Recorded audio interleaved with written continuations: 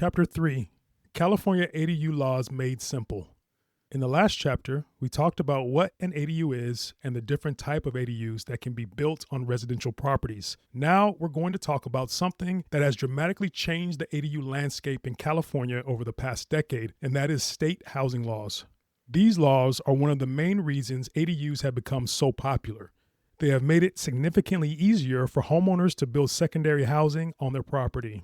And at the same time, many homeowners feel overwhelmed by the rules and regulations surrounding ADUs. So in this chapter, we're going to simplify things. We'll walk through the key ideas behind California ADU laws so you can understand what they mean for your property. Why California encourages ADUs. California has faced a housing shortage for many years. In many cities, housing demand has grown much faster than housing supply. This has contributed to rising housing costs and limited availability of affordable housing. To help address this challenge, California lawmakers began passing legislation designed to encourage the construction of ADUs. The idea behind these laws is simple. Instead of building entirely new neighborhoods, cities can allow homeowners to add small residential units to existing properties. This approach increases housing supply without requiring large new developments. Because of these laws, ADUs are now considered one of the most effective ways to create additional housing across the state. The big change in ADU laws. Historically, many cities placed strict limitations on ADUs. Some cities made them extremely difficult to build by requiring large lot sizes, excessive parking, or complicated approval processes. In response to these barriers, California passed several statewide laws that limit how much cities can restrict ADU construction.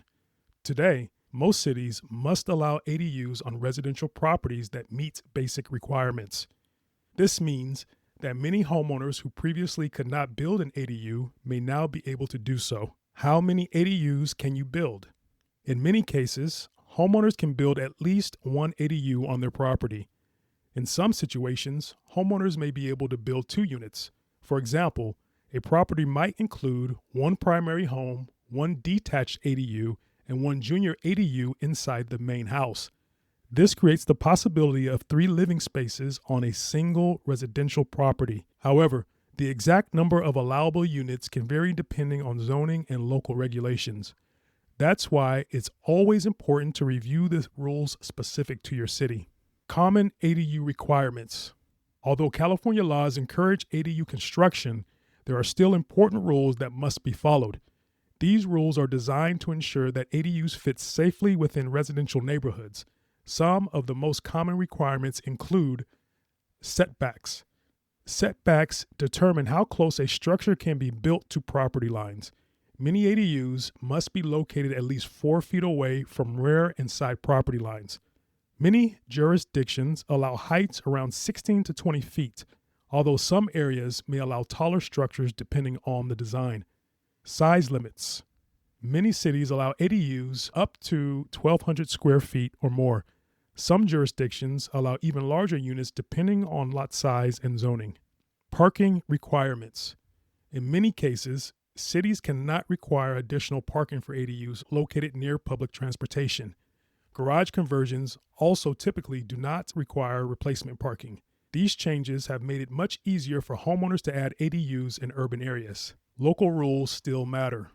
Even though California has established statewide ADU laws, cities still maintain some local regulations. For example, cities may still regulate design standards, maximum sizes, utility connections, permit processes. This means that 2 properties in different cities may have slightly different ADU requirements. That's why it's important to review the rules specific to your city before moving forward with a project.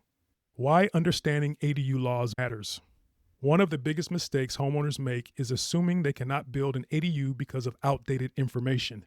Many people still believe the old rules apply, but because the laws have changed significantly, many properties that were previously restricted may now qualify.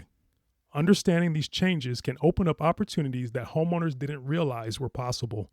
Once you understand the legal framework surrounding ADUs, the next step is evaluating your own property, because even if laws allow ADUs in your city, every property has its own physical limitations and opportunities. The size of the lot, the layout of the house, the location of utilities, and the available yard space all influence what type of ADU can be built. So in the next episode, we'll walk through how to evaluate your property and begin identifying the best location for a potential ADU. If you're interested in learning what might be possible on your property, you can find additional ADU planning resources and guides at strategicadu.com.